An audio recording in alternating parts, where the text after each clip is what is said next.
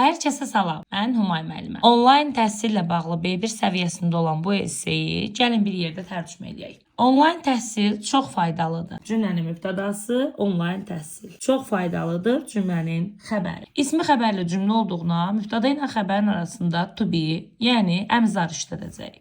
Onlayn təhsil, online education.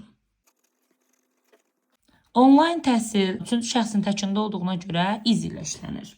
Çox faydalıdır, very useful, very helpful. Hər ikisi ilə vermək mümkündür. Çünki tələbələr evdən öyrənə bilirlər. Çünki because. Cümlənin mübtədası tələbələr öyrənə bilirlər xəbər. Necə öyrənə bilirlər? Evdən. Tələbələr students. Öyrənə bilirlər can learn, yəni modal feilindən veririk. Evdən from home. Bu həm vaxta, həm pula qənaət edir. Bu qənaət edir. Cümlənin mübtədası bu. Qənaət edir xəbər. Nəyə, vaxta, nəyə, pula. Həm vaxta, həm pula both and bağlayıcısından istifadə edəcəyik. Bu qənaət edir. It says. Həm vaxta, həm pula both time and money.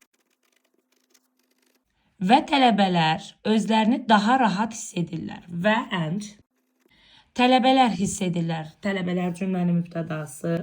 Hiss edirlər xəbər. Özlərini tamamlıq. Daha rahat. Necə? Daha rahat. Cümlənin təhlili budur.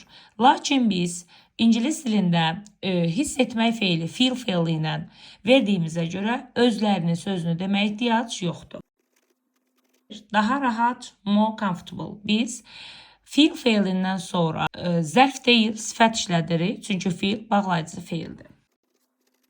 B1 səviyyəsində olan cümlələrimiz hazırdır. Əgər videonu bəyəndinizsə, like etməyi və yeni videolarımız üçün səhifəyə abunə olmağı unutmayın.